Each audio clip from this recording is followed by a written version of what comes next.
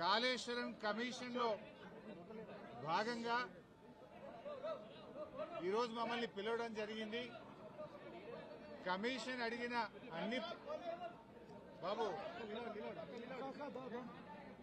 Commission అడిగినటువంటి అన్ని ప్రశ్నలకు కూడా సమాధానాలు చెప్పడం జరిగింది.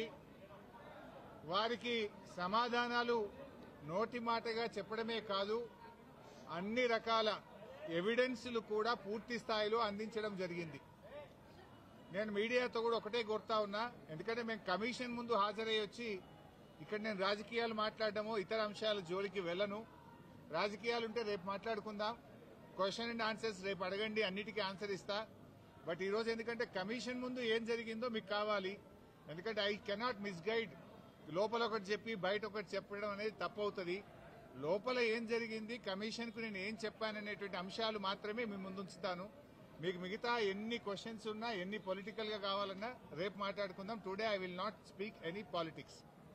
ముఖ్యంగా మొట్టమొదలు తమ్మిడిహట్టి నుంచి మేడిగడ్డకు ఎందుకు మార్చారు అనే దాని మీద చాలాసేపు డిస్కషన్ జరిగింది.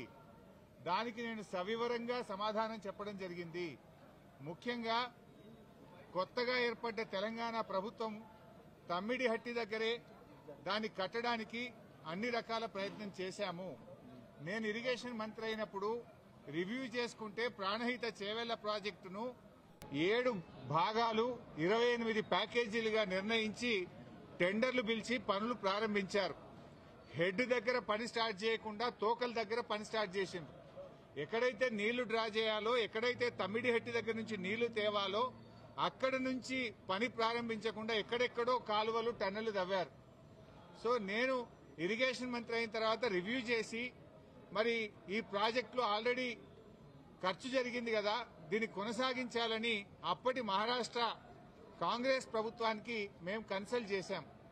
హసన్ మిష్రిఫ్ గారు కర్ణాటక ఇరిగేషన్ మినిస్టర్ గా ఉంటే ఆయన దగ్గరికి ప్రభుత్వం ఏర్పడ్డ నెల రోజులకే వెళ్లి, మీరు దయచేసి మాకు అనుమతి ఇవ్వండి, మేము ఇక్కడే మహారాష్ట్ర ప్రభుత్వానికి మేము కోరాం, దయచేసి మాకు అనుమతి ఇవ్వండి, మేము మా వాళ్ళు మాకంటే ముందున్న ప్రభుత్వం మరి తమ్మిడిహట్టిని నిర్ణయించుకొని ఆల్రెడీ పనులు ప్రారంభించారు, 28 ప్యాకేజీలకు టెండర్లు పిలిచారు, మమ్మల్ని ఇక్కడ కట్టుకోవడానికి అనుమతి ఇవ్వండి అని అప్పటి మహారాష్ట్ర కాంగ్రెస్ మంత్రి, నీటిపారుదల శాఖ మంత్రి హసన్ మిష్రిఫ్ గారిని కోరాం.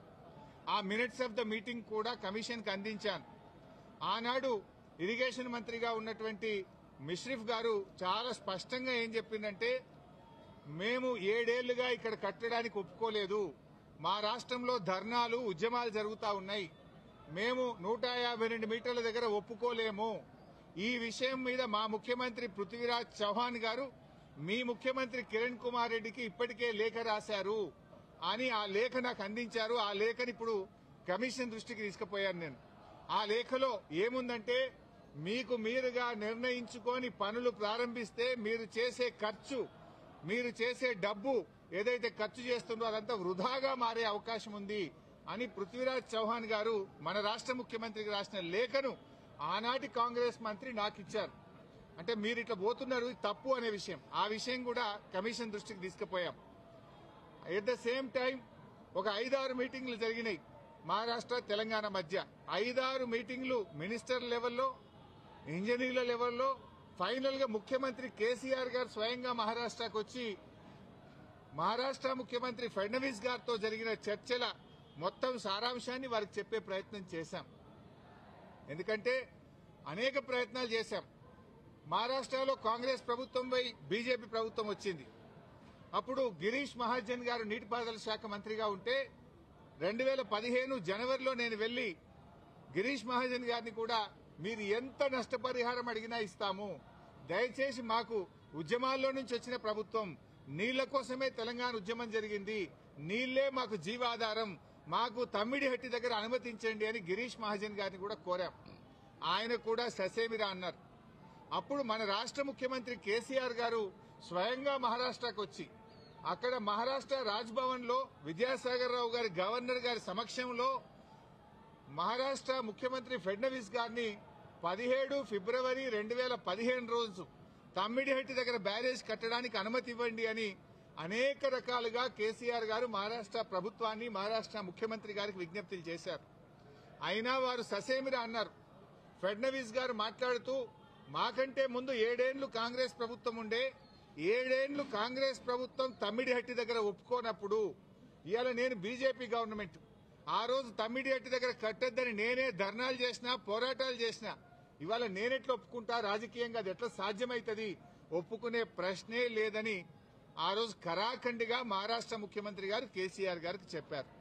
అంటే 7 ఏళ్లు మహారాష్ట్రలో కాంగ్రెస్, ఢిల్లీలో కాంగ్రెస్, మన దగ్గర కాంగ్రెస్, 3 చోట్ల కాంగ్రెస్ ప్రభుత్వం ఉన్నా తమ్మిడిహట్టి దగ్గర బ్యారేజీలకు ఒప్పించడంలో, అగ్రిమెంట్ చేయడంలో, పనులు చేయడంలో ఆనాటి కాంగ్రెస్ ప్రభుత్వం పూర్తిగా ఫెయిల్ అయింది. నాటి కాంగ్రెస్ ప్రభుత్వంలో ఉత్తమ్ కుమార్ రెడ్డి, కోమటిరెడ్డి వెంకటరెడ్డి, శ్రీధర్ బాబు వీళ్లే తెలంగాణ ప్రాంతం నుంచి మంత్రులుగా ఉన్నారు. మీరు పట్టించుకోలే, 7 ఏళ్లు మీరు చేయలే. బట్ అయినా మేము అన్ని రకాలుగా ప్రయత్నం చేశాం. ఇంత మధ్యలోనే ఈ సమయంలోనే సెంట్రల్ వాటర్ కమిషన్ తమ్మిడిహట్టి దగ్గర నీళ్లు లేవు అని 2 లేఖలు రాసింది. 2 లేఖల్లో స్పష్టంగా అక్కడ నీటి లభ్యత తక్కువ ఉంది, మీరు ప్రత్యామ్నాయం చూసుకోండి అని మనకు కేంద్ర సిడబ్ల్యూసి మనకు చెప్పడం జరిగింది. అదేవిధంగా అదే సిడబ్ల్యూసి మీరు కట్టిన రిజర్వాయర్లు తక్కువ ఉన్నాయి, రిజర్వాయర్ల సంఖ్య పెంచుకోండి అని కూడా చెప్పింది. ఇవన్నీ లెటర్లు కూడా ఈరోజు కమిషన్ కి ఇచ్చాం.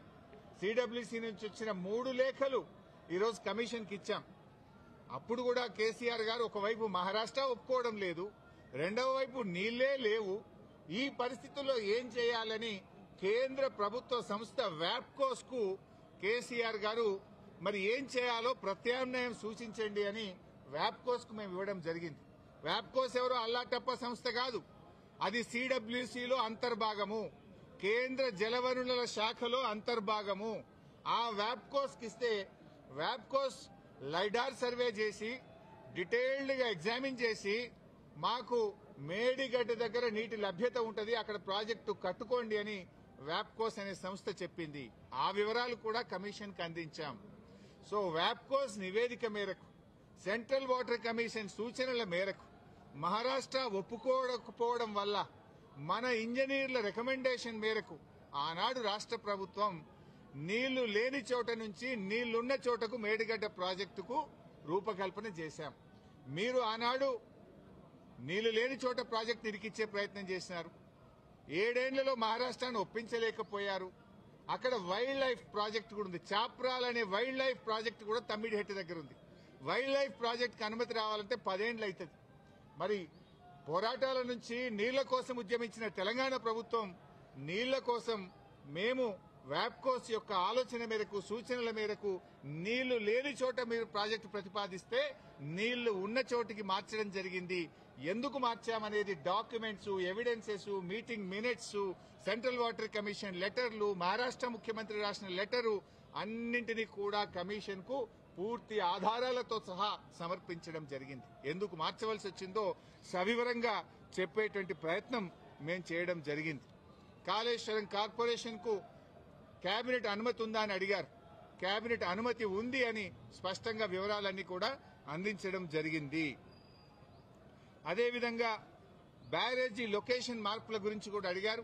అన్నారం, సుందిళ్ల గురించి అది ప్యూర్లీ టెక్నికల్ డెసిషన్. ఇంజనీర్లు డీటెయిల్డ్ సర్వే ఆధారంగా దేశంలో అనేక ప్రాజెక్టులకు కూడా ఈ రకంగా మారుతుంటాయి. మన నాగార్జున సాగర్ కూడా మారింది, ఎస్ఆర్ఎస్పీ ప్రాజెక్టు కూడా మారింది. సో అది ఏదన్నా డెసిషన్ బ్యారేజ్ కొంత ముందుకు వెనకకు జరిగేది అది ఇంజనీరింగ్ డిపార్ట్మెంట్ తీసుకోవాల్సినటువంటి నిర్ణయాలు అనేటువంటి విషయాన్ని కూడా కమిషన్ గారు అడిగినప్పుడు మేము చెప్పడం జరిగింది.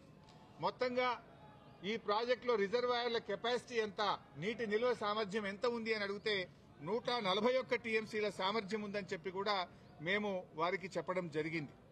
అదేవిధంగా కాళేశ్వరంను కొంతమంది ఇవాళ పిచ్చి పిచ్చిగా కూలేశ్వరం అని మాట్లాడుతున్నారు. మొన్ననే నేను ప్రజెంటేషన్లో కూడా సవివరంగా చెప్పాను. కాళేశ్వరంలో 100 భాగాలున్నాయి. 100 భాగాల్లో అన్ని ఇంటాక్ట్ ఉన్నాయి. లైక్ ఇప్పుడు మనం మొన్న అనుకున్నట్టుగా 3 బ్యారేజీల్లో, అదేవిధంగా కాళేశ్వరంలో 16 రిజర్వాయర్లు, 19 సబ్స్టేషన్లు, 21 పంప్ హౌస్లు, 203 కిలోమీటర్ల గ్రావిటీ, టనెళ్లు, 98 కిలోమీటర్ల ప్రెషర్ మెయిన్స్, 1531 కిలోమీటర్ల గ్రావిటీ కెనాల్స్, ఇవన్నీ కూడా ఇంటాక్ట్ ఉన్నాయి. ఒకవైపు ముఖ్యమంత్రి గారు మొన్న పోయి గంధమల్లకు శంకుస్థాపన చేశారు.